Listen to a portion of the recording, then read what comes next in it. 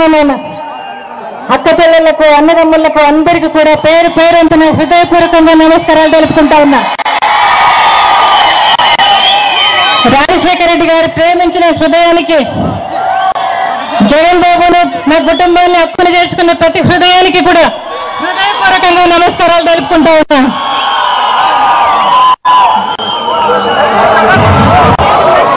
ఎన్నికలు రానే వచ్చేసాయి. ఇంకో 13 రోజుల్లో మనం ఓటు వేయాలి. మీరందరూ కూడా ఆలోచించుకోవాల్సిన అవసరం ఉంది. మీరందరూ కూడా గమనించుకోవాల్సిన అవసరం ఉంది.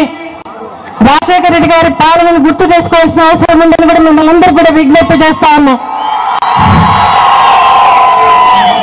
ఈరోజు ఎక్కడ చూసినా అన్యాయం, అబద్ధం, మోసం అదే నడుస్తూ ఉంది. వేళ ధర్మానికి అధర్మానికి యుద్ధం నడుస్తూ ఉంది. న్యాయానికి అన్యాయానికి యుద్ధం నడుస్తూ ఉంది. వేళ విలువలకు విశ్వసనీయతకు పట్టం కట్టమని మిమ్మల్ని అందరినీ కూడా చేతులెత్తాలని వాళ్ళ మీకు అందరికీ కూడా మరి రాజశేఖర రెడ్డి గారు ఉన్నప్పుడు మరి రాజశేఖర రెడ్డి గారి ఆశయాల కోసం వైఎస్ఆర్సీపీ పార్టీ పుట్టిందని కూడా మీకు అందరికీ తెలుసు. మీ అందరి సంక్షేమం, మీ అందరి అభివృద్ధి కోసమే వైఎస్ఆర్సీపీ పుట్టిందని కూడా మీకు అందరికీ తెలుసు. నేను అడుగుతా ఉన్నాను ఇవాళ మీకు ఏదైనా నేను జవాబు చెప్పాలి అంటే మీకు మాత్రమే చెప్పాలి నేను జవాబు. ఎందుకంటే రాజశేఖర రెడ్డి గారి కుటుంబానికి మీకు మాకు ఉన్న సంబంధం 40-45 ఏళ్ళుగా ఉంది. రాజశేఖర రెడ్డి గారిని మరి 30 ఏళ్ళు ఆయన బుధ స్కంధాల మీద మోసి మీరు ఆయన నాయకునిగా చేశారు. ఆయన నిలబెట్టుకున్నారు.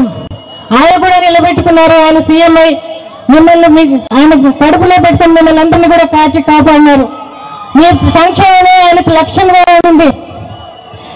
ఈరోజు 9 సంవత్సరాల నుంచి జగన్ బాబు మీ మధ్యలోనే ఉన్నాడు, మీతోనే ఉన్నాడు.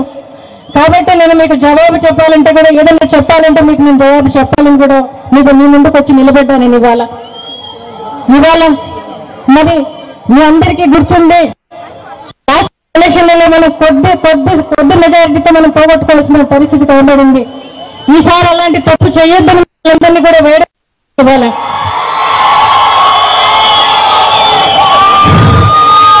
ఈరోజు మరి రాజశేఖర రెడ్డి గారు పోయిన తర్వాత మరి 9 సంవత్సరాల కాలంలో చూస్తే మరి ఈరోజు నష్టపోయిన దానికంటే కూడా నాకు చాలా చాలా బాధ వస్తుంది. రాజశేఖర ఆ తర్వాత వచ్చిన పరిపాలన చూసిన తర్వాత నాకు చాలా చాలా బాధ అనిపిస్తుంది. ఎందుకంటే నాకు నా కుటుంబానికి వచ్చిన కష్టం కంటే, నష్టం కంటే ఈ రాష్ట్రానికి వచ్చిన నష్టమే ఇంకా ఎక్కువ అనిపిస్తుంది నాకు. ఆయన ఎంతగానో ప్రేమించిన మీ అందరి కష్టం చూస్తే నిజంగా నాకు చాలా పెద్దగా అనిపిస్తుంది. ఇవాళ ఈరోజు మళ్ళీ మీరు అదే తప్పు చేయొద్దని కూడా మిమ్మల్ని అందరినీ కూడా ప్రాధాయపడతా ఉన్నాను. ఇవాళ రాజశేఖర రెడ్డి గారు పోయిన తర్వాత జగన్ గారు వచ్చిన పరిస్థితులన్నీ కూడా మీకు తెలుసు. కాంగ్రెస్ పార్టీలో ఉన్నంత కాలం రాజశేఖర రెడ్డి గారు మంచోడు, జగన్ బాబు మంచోడు. తర్వాత జగన్ బాబు ఏ రోజైతే బయటకు వచ్చాడో ఆ రోజు నుంచే మా కుటుంబం మీద అన్ని రకాల కేసులు, మనకి అన్ని రకాల అటాచ్మెంట్లు అన్ని కూడా చేశారు. ఎన్నో బాధలు పెట్టారు, రైడ్లు చేశారు, ఎంతో శోభ పెట్టారు ఈ కుటుంబాన్ని. అయినా జగన్ బాబు ఆ రోజు ఎందుకంటే ఆ రోజు ఓదార్పు యాత్ర చేస్తానని చెప్పి పౌరాల గుట్టల్లో వాళ్ళ నాయన కోసం చనిపోయిన వారిని పరామర్శించడం కోసం ఆ రోజు జగన్ బాబు మాట ఇచ్చాడు. ఆ మాట కోసం ఆయన నిలబడ్డాడు. ఒక జిల్లా వచ్చిన తర్వాత ఆ బిడ్డను మిమ్మల్ని ఓదార్చడానికి వచ్చిన బిడ్డను ఆ బిడ్డను మీరు ఓదార్చి అన్ని తప్పులు చేర్చుకోవడం నచ్చలేదు. రాజశేఖర రెడ్డి గారిని ప్రేమించడం, రాజశేఖర రెడ్డి గారి కోసం ఎంతమంది చనిపోయిన పిల్లల కోసమే ఇంత మందిగా పోరాటం చేస్తా ఉన్నాడు జగన్ అని కూడా అనుకుంటా ఉన్నా. ఎందుకంటే ఆయనకు వచ్చిన కష్టాలు 1 కాదు 2 కాదు. కానీ ఎప్పుడు కూడా ఆయన కష్టాలు ఆయన బాధలు పక్కన పెట్టి మీకోసం ఆయన పోరాటం చేశాడు. మీకోసం సమైక్యంగా ఉండడం కోసం, మరి రాష్ట్రం మరి స్పెషల్ స్టేటస్ కోసం అయితేనేమి ఎన్నో రకాల మీ ప్రతి సమస్య కోసం నేను ఒకటే అడుగుతా ఉన్నా. ఈరోజు నేను చెప్పి వాళ్ళ అమ్మ వస్తా ఉంది, వాళ్ళ చెల్లి వస్తా ఉందని మాట్లాడుతా ఉన్నారు. నిజంగా చెప్పాలంటే రాజశేఖర రెడ్డి గారు ఉన్నప్పుడు ఏ రోజు నేను బయటకు వచ్చిందాను కాదు. రాజశేఖర రెడ్డి గారు మన మధ్య నుంచి వెళ్లిపోయిన తర్వాత నాకు రావాల్సిన పరిస్థితులు వచ్చాయి. జైల్లో పెట్టారు. ఆనాడు 16 మంది ఎమ్మెల్యేలను గెలిపించుకోవడం కోసం నేను ఇల్లు దాటి బయటికి రావాల్సి వచ్చింది. తర్వాత ఎలక్షన్ వచ్చింది, మీ దగ్గరికి వచ్చాను. రాజశేఖర రెడ్డి గారు జగన్ ఎప్పుడు కూడా ప్రజలే మా కుటుంబం అనుకున్నారు.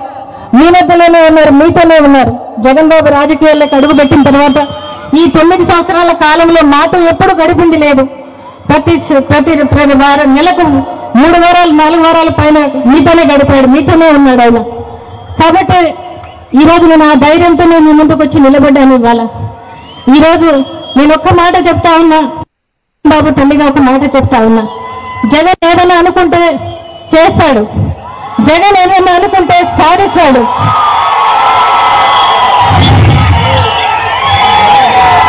ఇంకొక విషయం ఈరోజు నేను నిజంగా రావాల్సిన పరిస్థితి కాదు నాకు. ఎందుకంటే మా ఇంట్లో మా కుటుంబంలో జరిగిన సంగతులన్నీ కూడా మీకు తెలుసు. మా మరిదిని పోగొట్టుకుని ఇంకా కొన్ని రోజులు కూడా కాలేదు. అయినా కూడా ఈ రోజు మీ దగ్గరికి నేను రావాల్సిన పరిస్థితి వచ్చిందని కూడా మనవి చేస్తా ఉన్నాను. ఇవాళ రాజారెడ్డి గారిని 20 సంవత్సరాల కిందట ఆ రోజు హత్య చేశారు. ఆ రోజు వాళ్ళకి ఎవరు ఇవాళ చంపిన వారికి మరి ఎవరు సాయం చేశారో, ఎవరు ప్రొటెక్ట్ చేశారో మనం అందరం కూడా చూసాం. 9 సంవత్సరాల కిందట నా భర్తను రాజశేఖర రెడ్డి గారు చనిపోయారు, పోగొట్టుకున్నాం మనం. అది కూడా అనుమానాస్పద మృతని నేను అనుకుంటా ఉన్నా. కానీ అది కూడా మరి నేను ఒకరిని నిందించలేను. కానీ అనుమానాస్పద మృత అయితేనే అని నాకైతే నమ్మకం ఉంది. 4 నెలల కిందట జగన్ బాబుని హత్య చేయాలనుకున్నారు. వైజాగ్ ఎయిర్పోర్ట్ లో గుండు సూడు కూడా పోయిన చోట కత్తులు పోయాయి. ఎలా పోయాయని అడుగుతా ఉన్నా. దానికి ఎంక్వైరీ లేదు, దానికి ఎలాంటి ఇది లేదు. మొన్నటికి మొన్న వివేకానంద రెడ్డి గారు మా మరిదిని అతి కిరాతకంగా చంపారు. ఎందుకు చంపారో కూడా తెలియదు. చెప్పాలంటే ఈ నలుగురు కూడా ప్రజల కోసం నిలబడ్డ వాళ్ళే.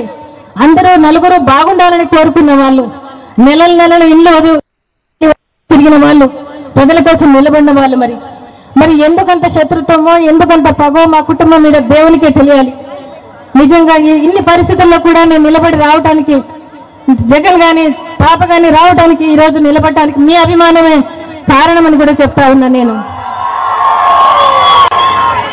జగన్కు మీ ఆశీర్వాద బలమే జగన్ నడిపిస్తుందని కూడా మీకు చెప్తా ఉన్నా. నేను ఇవాళ ఈ 9 సంవత్సరాల్లో ఈ కుటుంబం పడ్డ శోభ ఇంకా ఏ కుటుంబం కూడా పడి ఉండదని కూడా నేను చెప్తా ఉన్నా. ఈ 9 సంవత్సరాల్లో చేసిన కుట్రలు, కుతంత్రాలు వీటన్నిటి కూడా ఈ కుటుంబం భరించింది. అంతేకాకుండా నా భర్తను నేను పోగొట్టుకున్న సమయంలో నా కొడుకును 16 నెలలు జైల్లో పెట్టి నాకు దూరం చేశారు వీళ్ళు. ఈరోజు నేను చెప్తున్నా, మరి ఒక్కటే నేను అడుగుతా ఉన్నా. పాదయాత్రకు పోయినప్పుడు జగన్ బాబును మీ మధ్యలో మీకే అప్పచెప్పాను. నేను ఆ రోజు పాదయాత్రకు వెళ్ళేటప్పుడు నా బిడ్డ మీ దగ్గరికి వస్తా ఉన్నాడు, మీరే కాపాడుకోండి అని చెప్పి ఆ రోజు మీ చేతులకు నేను అప్పగించినాను. ఆ రోజు మీరు మీ ఆశీర్వాద బలం వల్లనో, మీ ప్రార్థనల వల్లనో, దేవుని దయ వల్ల నా బిడ్డ ఆ రోజు పెద్ద గండం నుంచి తప్పించుకున్నాడు ఆ రోజు అని కూడా చెప్తున్నా. ఇవాళ నేను రాజశేఖర రెడ్డి గారి వ్యక్తిత్వం మరి ఈరోజు చెప్తా ఉన్నారు. జగన్ బాబు వాళ్ళు చిన్న ఇచ్చేపించాడని చెప్పి ఇన్ని మాటలు, అన్యాయమైన మాటలు మాట్లాడుతూ ఉన్నారు. ఇవాళ మా కుటుంబం అలాంటి కుటుంబం కాదు. మా కుటుంబం ఇంట్లో వాళ్ళని కాదు, బయట వాళ్ళకు కూడా ప్రాణం పెట్టే కుటుంబం అని కూడా మీకు చెప్తా ఉన్నా. నేను రాజారెడ్డి గారిని వాళ్ళ నాయన చంపినప్పుడు రాజశేఖర రెడ్డి గారు సీఎం గా ఉండగా చంపిన వాళ్ళు ఎదురుగా విచ్చలవిడిగా తిరుగుతూ ఉంటే కూడా చట్టం తన పని చేస్తుందని చెప్పి వదిలేసిన పరిస్థితి రాజశేఖర రెడ్డి గారి వ్యక్తిత్వం అని కూడా చెప్తా ఉన్నాను. ఇవాళ నేను అడుగుతా ఉన్నాను, ఇవాళ మేము అడిగింది ఏంటి? సిబిఐ ఎంక్వైరీ కానీ, థర్డ్ పార్టీ ఎంక్వైరీ కానీ వేయమని 2 కేసులలో అడుగుతా ఉన్నాం. దానికి ప్రతి చోట ఇదే మాట చెప్తా ఉన్నారు ఆయన. చంద్రబాబు గారు తను చేసింది ఏంటో, ప్రజలకు చేయాల్సింది ఏమిటో ఒకడన్నా చెప్తా ఉన్నాడా? గమనించమని కోరుతా ఉన్నాను. నేను ఇవాళ ఎవరైనా నాయకుడు ఓటు అడగడానికి వచ్చినప్పుడు నేను ఫలాంది చేశాను, ఫలాంది చేయలేదు, ఇది చేస్తాను, ఇది చేయలేదు అని చెప్పి ఓటు అడిగే పరిస్థితి ఉండాలి. మరి చంద్రబాబు గారికి ఓటు అడిగే పరిస్థితి ఉందా అని అడుగుతున్నా మిమ్మల్ని. ఉందా?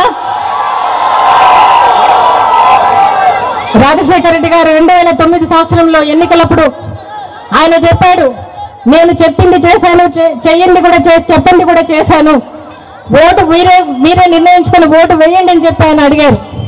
నేను ఇది చేస్తానని కూడా ఒక మాట, ఒక వాగ్దానం కూడా చేయకుండానే ఓటు అడిగాడు. మీరందరూ కూడా ఆయన గెలిపించారు ఆ రోజు. మరి అలా అడగాలి, నాయకుడు అంటే అలా అడగాలి అని కూడా కోరుతా ఉన్నా నేను ఇవాళ.